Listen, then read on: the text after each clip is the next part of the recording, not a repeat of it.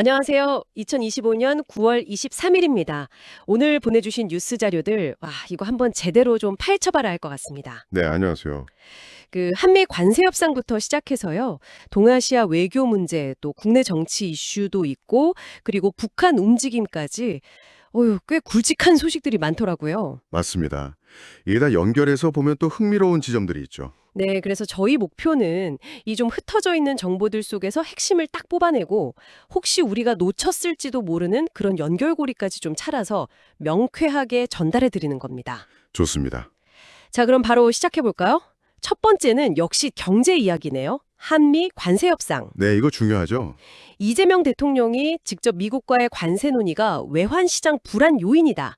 이렇게 언급했다는 소식이에요. 그 뉴욕에서 나온 발언이죠? 네, 맞아요. 미 의회 관계자들 만난 자리에서 이게 단순히 뭐 관세율 조정 문제 이걸 넘어서 시장 안정성이 중요하다 이 점을 강조했고 동시에 또 한국이 미국에 대규모 투자를 제한했다는 점도 같이 언급이 됐어요. 이게 어떻게 연결되는 걸까요? 이게 아주 흥미로운 지점인데요. 보통 관세 협상하면 그냥 뭐 수출입 상품 가격에 미칠 영향 이 정도만 생각하기 쉬운데 네, 그렇죠. 당장 물건값이 오르냐 내리냐 이런 거요. 그렇죠. 근데 대통령이 직접 외환 시장 불안 이걸 딱 짚어서 언급했다는 건 그 파장이 훨씬 크다는 걸 이제 시사하는 거죠. 아, 훨씬 크다. 네. 관세율이 바뀌면 당연히 무역 규모가 달라지고 그게 바로 이제 국가 간 돈의 흐름, 그러니까 자본 유출입에 영향을 미치거든요. 자본 유출입이요? 네. 외국인 투자자들이 볼 때 한국 경제 괜찮을까? 이런 생각이 들면 자금을 빼거나 아니면 투자를 망설이게 되잖아요. 그쵸. 불안하면 일단 지켜보게 되니까. 바로 그게 외환 시장, 그러니까 뭐 원달러 환율 이런 것들의 변동성으로 나타나는 겁니다. 아하, 그러니까 관세 협상이 어떻게 될지 모르는 그 불확실성 자체가 투자자들한테는 좀 위험 신호로 읽힐 수 있다. 이런 말씀이시군요. 정확합니다. 거기에다가 이제 대미 대규모 투자 제한 이 이야기가 딱 겹치니까 상황이 더 복잡해지는 거예요. 투자 제한. 네, 뭐 수십억, 수백억 달러 이런 규모의 해외 투자는 사실 단기적으로 보면 우리 외환 보유액, 그러니까 국가 비상금 같은 달러 자산을 좀 쓰는 일이거든요. 그렇죠. 돈이 나가는 거니까. 근데 왜 하필 이 시점에 이런 제안을 했을까? 이게 중요하죠. 겉으로는 투자지만 속내는 혹시 관세 협상에서 좀 유리한 위치를 잡거나 다른 무역 장벽을 좀 낮추기 위한 뭐랄까 일종의 거래 카드일 가능성도 있는 거죠. 거래 카드요? 네, 우리가 이만큼 투자할 테니 관세 문제는 좀 봐달라. 뭐 이런 식의 메시지가 될 수도 있다는 겁니다. 와, 그렇다면 이건 뭐 단순한 경제 문제를 넘어서 거의 뭐 고도의 외교 전략 싸움 이렇게도 볼 수 있는 건가요? 충분히 그렇게 해석할 수 있습니다. 투자를 지렛대로 삼아서 관세 문제를 좀 풀어보려는 시도일 수도 있다는 거죠. 하하. 중요한 건 이런 거시적인 움직임들이 결국은 뭐 청취자 여러분들의 생활과도 다 연결된다는 점이에요. 아, 맞아요. 남의 얘기가 아니죠. 네, 환율 오르면 당장 수입 물가 뛰고 해외 투자나 뭐 유학 비용 부담도 커지잖아요. 네, 바로 체감되죠. 그러니까 국가 간의 협상 테이블 뒤에서 벌어지는 일들이 생각보다 우리 지갑 사정에 직접적인 영향을 미치는 셈입니다. 이 관세 논의가 단순한 무역 분쟁이 아니라 투자, 외환 보유고 더 나아가서 국가 경제 전체의 안정성하고 다 맞물려 있는 아주 복잡한 방정식이다. 이걸 좀 염두에 두셔야 할 것 같아요. 네, 확실히 여러 층위에서 봐야 할 문제네요. 경제뿐 아니라 외교적인 셈법까지 다 고려해야 하는. 복잡합니다. 근데 이런 구체적인 역학관계 이게 또 다른 뉴스에서도 보이더라고요. 어떤 거죠? 바로 미국, 한국, 일본 이 세 나라 외교장관들이 만났다는 소식입니다. 아, 네. 그것도 뉴욕에서 있었죠. 네, 뉴욕에서 세 나라 외교장관이 만나서 공동성명을 냈는데 여기서 대만 해협의 군사적 긴장 고조, 그리고 해상에서의 권리주장 확장 움직임, 여기에 대해서 심각한 우려를 표명했다.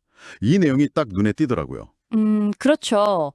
뭐 특정 국가를 콕 집어서 말하진 않았다고 하지만 메시지는 꽤 분명해 보이는데요. 어떻게 보시나요? 그렇죠. 특정 국가를 명시하지 않는 건 뭐 외교적인 수사일 뿐이고 사실상 이게 누구를 겨냥한 메시지인지는 대부분 짐작할 수 있죠. 그렇죠. 최근 몇 년간 대만 해협에서 군사 활동이 늘었다거나 아니면 뭐 남중국해 같은 데서 일방적으로 해양 영유권을 주장한다거나 이런 움직임들을 염두에 둔 발언으로 해석하는 게 자연스럽습니다. 중요한 건 왜 지금 그리고 왜 미한일 세 나라가 함께 목소리를 냈는가, 이 점이라고 봅니다. 아하, 시점과 참여국. 이게 중요하다는 말씀이시군요. 어떤 배경이 있을까요? 기본적으로는 이 세 나라가 동북아시아 지역의 안정이라는 공동의 이해관계를 가지고 있기 때문이겠죠. 공동의 이해관계. 네. 어느 한 곳에서 긴장이 확 올라가면 그 여파는 연쇄적으로 미치니까요. 특히 요즘처럼 어떤 특정 국가가 영내에서 군사적, 경제적 영향력을 막 극적하게 확대하려는 움직임을 보일 때, 네. 그럴 때 이제 나머지 국가들은 이거 공동으로 대응해야 한다, 이런 필요성을 느끼게 되는 거죠. 이번 공동성명은 그런 배경에서 나온 일종의 현상 유지를 좀 강조하고 잠재적인 불안 요인에 대해서 공동의 경고 메시지를 보낸 것이다, 이렇게 볼 수 있겠습니다. 단순히 그냥 우려 표명, 이걸 넘어서 삼국 공조 체제를 좀 과시하려는 그런 의도도 있다고 봐야 할까요? 맞습니다. 우리는 이 문제에 대해서 같은 생각을 가지고 있고 앞으로도 긴밀히 협력할 거다, 이런 의지를 대외적으로 보여주는 효과가 분명히 있죠. 네. 그리고 더불어서 북한 비핵화 문제에 대한 공동 의지를 다시 확인한 점, 이것도 빼놓을 수 없고요. 이건 역시 동북아 안보의 핵심 현안이니까요. 그렇죠. 항상 나오는 얘기죠. 네. 결국 이 성명은 이 지역의 어떤 질서와 안정을 유지하기 위한 세 나라의 정책 방향성을 보여주는 중요한 신호탄이다, 이렇게 볼 수 있습니다. 특정 국가를 명시하지 않았기 때문에 오히려 더 넓은 범위의 규칙 기반 질서에 대한 도전을 용납하지 않겠다, 이런 의지로도 읽힐 수 있고요. 아, 그렇군요. 영내 안정과 북한 문제, 이 두 가지 핵심 현안에 대해서 세 나라가 한 목소리를 냈다는 점, 앞으로 관련국들의 반응이나 행보를 좀 주의 깊게 봐야 할 이유가 되겠네요. 네, 그렇습니다. 자, 이런 국제적인 움직임 속에서 이번에는 국내로 한번 눈을 돌려보겠습니다. 이게 또 다른 종류의 긴장감이 좀 느껴지는 소식인데요. 국내 소식이요? 네, 바로 통일교 지도자인 한학자 씨에 대한 구속영장이 발부됐다는 소식입니다. 특검 수사 관련해서 나온 거죠? 네, 맞습니다.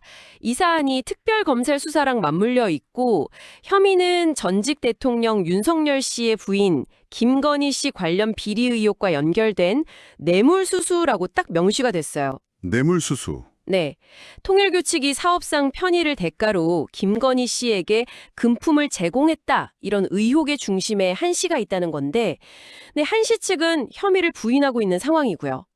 이거 상당히 민감한 내용입니다. 네, 맞습니다. 이 사안을 다룰 때는 저희도 정말 극도로 심중할 필요가 있습니다.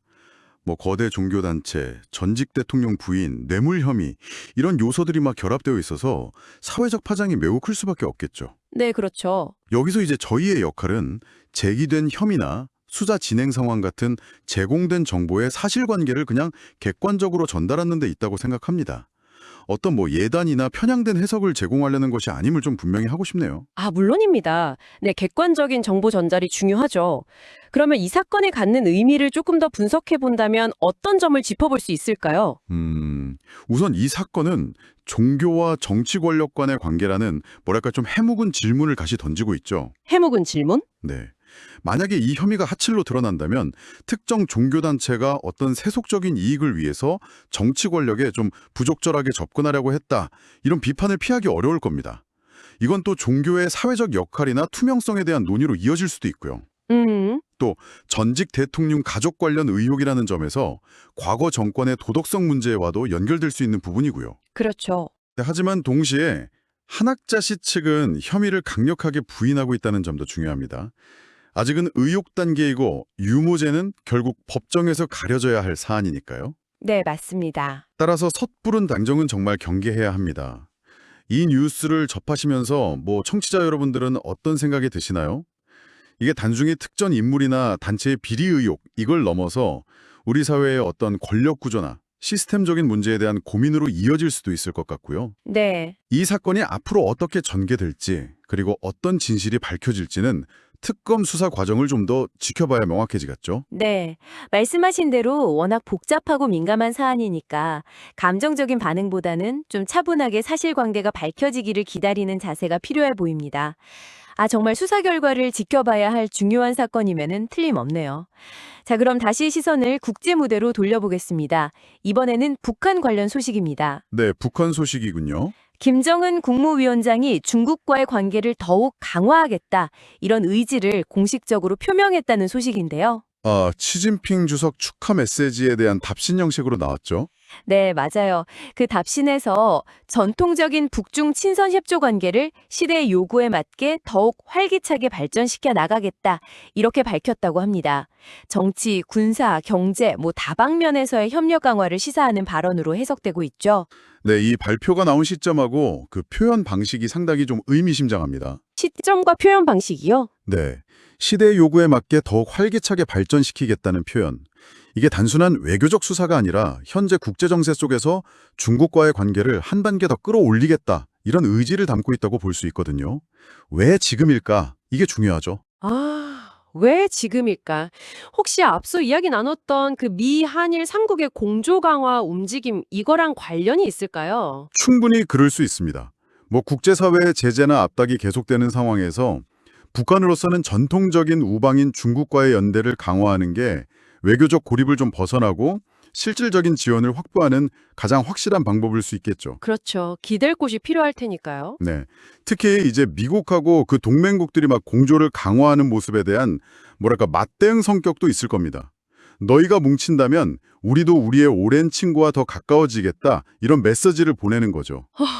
그런 거군요. 그리고 정치, 군사, 경제 등 다방면에서의 협력을 언급한 점도 좀 주목해야 합니다. 다방면. 네, 이게 그냥 단순한 선언을 넘어서 식량이나 에너지 지원 같은 경제 협력은 물론이고 군사 기술 이전이라든지 합동훈련 같은 안보 분야에서의 협력까지 염두에 둔 아주 포괄적인 관계 강화를 의미할 수 있습니다. 물론 실제 어떤 수준의 협력으로 이어질지는 좀 지켜봐야겠지만 북한의 의지는 분명해 보입니다. 그렇군요. 마치 그 외교 무대에서 각자 자기 편을 확실히 챙기려는 듯한 그런 모습으로도 비춰지네요.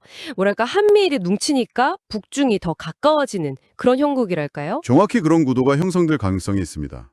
북한의 이런 움직임은 동북아시아의 지정학적 판도에 또 다른 변수를 추구하는 셈이죠. 또 다른 변수. 네, 미중 경쟁 구도가 심화되는 가운데 북한이 중국과의 밀착을 강화하는 것은 이 지역의 안보 균형에 아주 묘묘하면서도 중요한 영향을 미칠 수 있습니다. 앞으로 북중 간의 구체적인 협력 동향, 예를 들면 고위급 교류가 활발해진다거나 아니면 공동 군사활동 같은 게 눈에 띈다거나 하는 실제 움직임들을 좀 면밀히 관찰해야 할 겁니다. 네, 북한의 이 대중관계 강화 선언이 단순한 말이 아니라 실제 행동으로 어떻게 이어질지, 그리고 이게 한반도와 주변 정세에 어떤 연쇄 효과를 가져올지 계속 주시해야 할 것 같습니다. 네, 맞습니다. 네. 자, 오늘 저희는 2025년 9월 23일자 주요 뉴스들을 정말 다양도에서 살펴봤습니다. 숨가쁘네요. 한미 관세 협상과 그 뒤에 숨겨진 외환시장 불안, 그리고 투자 카드라는 복잡한 경제 외교 문제부터 시작해서요. 네, 복잡했죠. 네. 그리고 대만 해협과 해양 질서를 둘러싼 미한일 3국의 공조 강화 움직임도 있었고, 또 국내에서는 전직 대통령 가족과 거대 종교단체가 얽힌 민감한 수사 소식도 있었고요. 네, 그것도 참. 그리고 마지막으로 북한이 중국과의 관계 강화를 공식화하면서 동북아 정세에 새로운 변수를 던진 소식까지 정말 다양한 소식들을 다뤘네요. 네, 오늘 다룬 소식들을 쭉 이렇게 연결해보면 경제, 외교, 국내 정치가 정말 얼마나 촘촘하게 얽혀서 돌아가는지 다시 한번 실감하게 됩니다. 네, 맞아요. 다 따로따로가 아닌 거죠. 그렇죠. 특히 이제 미국과 중국이라는 두 강대국 사이에서 한국의 외교적, 경제적 선택지가 어떻게 좀 좁혀지고 또 넓혀지는지, 그리고 그 틈바구니 속에서 북한이 어떤 행보를 보이는지가 앞으로의 한반도 운명을 좌우할 핵심 변수라는 점은 분명해 보입니다. 핵심 변수. 오늘 저희가 함께 파헤친 이 정보들의 바탕으로 한번 스스로에게 질문을 던져보시면 어떨까요? 이 복잡하게 얽힌 국제관계와 국내 이슈들 속에서 당신이 생각하는 가장 중요한 변수는 무엇인가요? 좋은 질문이네요. 혹은 오늘 다룬 뉴스들 사이에서 어쩌면 저희가 미처 발견하지 못한 당신만의 어떤 연결고리나 통찰은 없으신가요?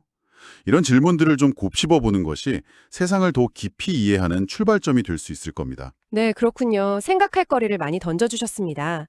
오늘 저희와 함께 이 깊이 있는 탐구를 함께 해주셔서 정말 감사합니다. 네, 감사합니다. 다음번에도 흥미로운 자료들과 함께 돌아와서요. 여러분의 지적 호기심을 꽉 채워드리겠습니다.